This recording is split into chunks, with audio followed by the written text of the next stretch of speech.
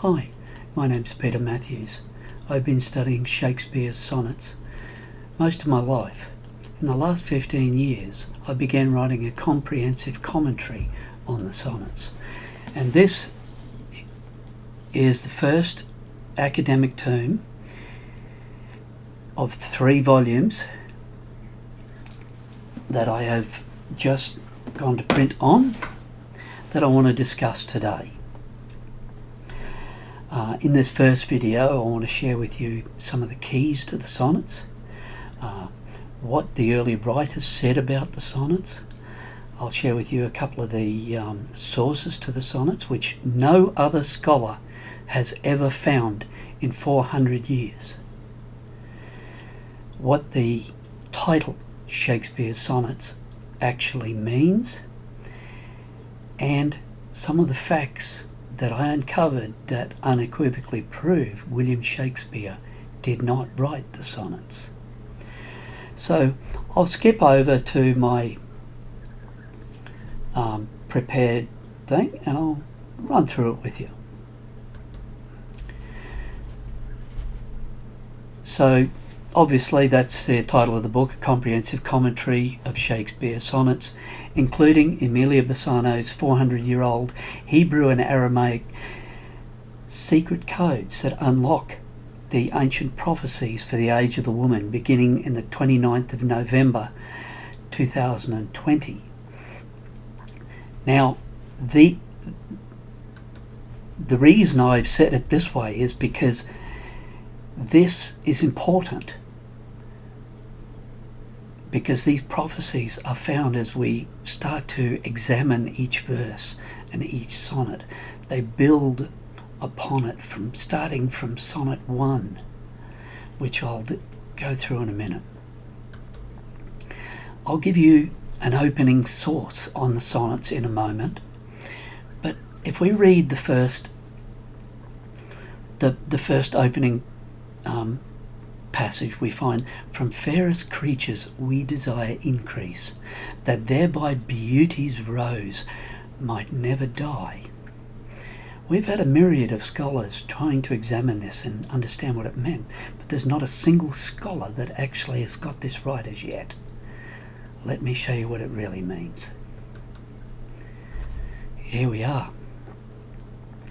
Emilia Bassano laid it out in her works, because her work in Salve Deus Rex Judaeorum actually unlocks the sonnets. The keys are found within the other poetry, published 2 years later, but they penned around the same time as a secret code to unlock the meaning behind the sonnets.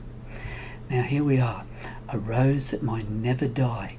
It speaks figuratively of the assembly of Israel. It's taken directly from the Zohar of Mantua, and it basically says, Rabbi Hezekiah opened like a rose among thorns. It's from Zohar 1:1a. Now this particular book was published by it was published by the Mantuan Synagogue by permission from the Pope, with also an article in the beginning of the Zohar, which I've written about in the book, from the chief rabbi Isaac de Lattes, and the fellow who supervised the printing of the Zohar of Mantua was Rabbi Isaac de Bassan. In English, it means Rabbi Isaac Bassano. So thereby connecting Emilia Bassano to Shakespeare's sonnets. Now, as I recall, William Shakespeare could not read Aramaic. This book, the source, one of the major sources to the sonnets, was written in Aramaic with Hebrew scripture. Okay, so it precludes him as being the author of the sonnets. Now, let's look at what some of the other authors wrote about him at the time. Mark Twain said, "When Shakespeare when William Shakespeare, or Shakespeare I should say, because he signed his name as William Shakespeare right up until 1 month before he died. But Mark Twain said, when he died in Stratford, it was not an event. It made no more stir in England than the death of any other forgotten theatre actor would have made. Nobody came down from London. There was no lamenting poems, no eulogies, no national tears. There was merely silence and nothing more. But yet, we seem to remember history very differently today. But here's a man who says that that is what happened during that period. And he says also, all the rest of his vast history, as furnished by biographers, is built up course upon course of guesses, inferences, theories, conjectures, an Eiffel Tower of artificialities rising sky high from a very flat and very thin foundation of inconsequential facts. Well, I have proven that that is the case, because I've found the original sources of the sonnets. I'm going to make an opening statement. It's the opening statement from my book. The 1609 quarto edition of Shakespeare's sonnets, the sonnets, or perhaps better, Emilia Lania's Zoharic sonnets, are still recognised around the world as the work of William Shakespeare. And I say Shakespeare because right up until the 25th of March 1616, a month before he died, that is the way he signed his own name. Though Shakespeare was not the author. Now, why? Why? That's why Shakespeare cannot be the author. Let's examine that. The primary source documents of the sonnets are written in Aramaic and Hebrew scripture. It precludes him immediately. He could not. There was no Latin, there was no English copy in that period. The English copy was not translated until only most recently, in the 20th, 21st century. Latin copy was not until much later, so he most certainly could not have written it. The primary source documents are linked directly to the Bassano rabbinic family of Italy. The secret codes to unlock the meaning behind the sonnets is actually found in Emilia Bassano's Salve Deus Rex Judaeorum, or Hail God, King of the Jews. 4. The sonnets were wrapped in numerous Zoharic layers with the underlying theme of Bat Torah, or women of Torah, the redemption of Israel through women. Not through men, through women. Further underlying themes around Bat Torah are cosmology, the nature of the soul, the afterlife, the angelic realm, eschatology, and the erotic aspects of the feminine divine, Shekinah, Adonai. These are the precepts of Jewish Kabbalah.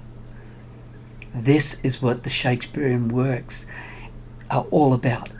The sonnets are the greatest piece of all. They are all of the plays, all of the sonnets, they are all based on Jewish Kabbalah. All of them. The sonnets contain prophetic utterances for us today in the age of the woman, which we entered on the 29th of November 2020. Emilia Bassano forecast that in 1609 AD. The Zohar actually pointed towards the Messiah returning in the 17th century. She said no. She said no, I disagree with you people. It's not going to happen. It's going to happen on the age of the woman. And that age of the woman was the 29th of November 2020. Now, in the sonnets, men are treated as evil-disposed men, drawing from Emilia's Salve Deus Rex Judaeorum. Emilia wrote protecting the chastity of women so that all women are not sullied by evil-disposed men. And that word sullied comes from the Zohar. Now I found another poetic work of Emilia Bassano dated the 1st of October 1593. It was published on the 3rd of September 1594 that reveals the characters of Emilia Bassano, Alfonso Lanier, the tapster, William Shakespeare, Henry Withersley and Henry Carey, connecting the early play of The Taming of a Shrew and The Rape of Lucrece, both published in 1594. So all three published in 1594, all from the same source documents on the rape and the violent assault of Emilia Bassano.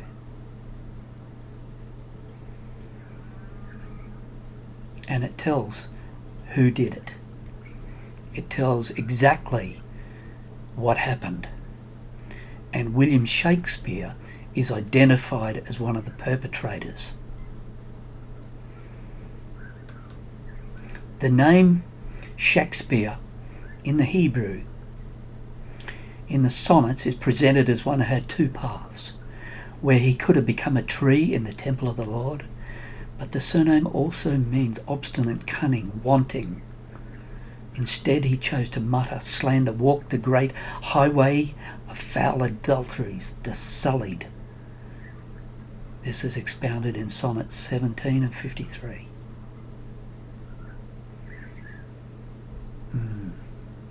Shakespeare couldn't have written the sonnets. He would never write such a work about himself. No way in the world. The Dark Lady Sonnets. They're such a beautiful work. Yeah, they're such a beautiful work, but it's about the destruction of the sullied. The title? Emilia left us a secret code over 400 years ago in Salve Deus to tell us what the title meant. That we with him eternity might rise. With precious Passover feed upon, O Queen. Let your fair virtues in my glass be seen. This wonderful passage refers to the day of reckoning before the marriage supper of the Lamb, where the Queen, Shekinah, rises. For it is written, they will try to escape the terror of the Lord and the glory of his majesty as he rises to shake the earth. Isaiah 2:21. To shake. Shake, hyphen, and then spears. The next word is spears, and here we are. They will beat their swords into plowshares and their spears into pruning shears. Nation will not take up sword against nation, nor will they train for war any more. Isaiah 2:4. There is your title, SHAKE-SPEARES Sonnets. That is the understanding, the destruction of the sullied. And after the destruction of the sullied, there will be no more war, and we have the messianic reign. That is the understanding of the title of the sonnets. Isaiah foretold how Christ will mediate wars, where in the future we'll no longer conscript men and teach them the art of war. It also teaches on the protecting the chastity of women, warning all women of the need for purity to join the Messiah in the marriage supper of the Lamb, specifically Sonnet 34. Now this connects with Salve Deus. This is what the sonnets are all about, and the keys for the sonnets are found in Salve Deus. It is entirely prophetic, from front to back. Now, I won't go too much into the prophetic, but I'll give you a couple, just a taste. The sonnets contain many prophecies for the world today. One was the beginning with the entering of the age of the woman on the 29th of November 2020. She also forecast the great conjunction of Jupiter and Saturn, the star of Bethlehem, on the 21st December 2020, when everything changes in the world. She forecast that everything was going to change. We've seen it all. We've seen COVID. We've seen the crash of our monetary systems. We've seen so many things go on in 2020. She forecasted. She's forecast a lot more, all the way through to the 23rd century. I share these things in the beginning in the first volume. I cover from my discovery. I go right through my discovery. On my website you'll find a table of contents which goes through detailing my discovery, the academic dissertation. Then I go through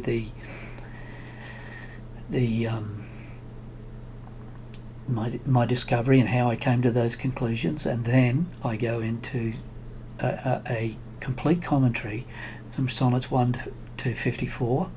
The second volume will be obviously from there through to about, not quite finished it yet, but probably around 100, and then from 100 through to 154 in volume 3. So, thank you very much for listening. Subscribe to my channel for more videos on the sonnets, which I will be continuing. Click on the links below to buy my books, or follow me on Facebook. Thank you very much, and I hope you enjoyed the videos. Thank you.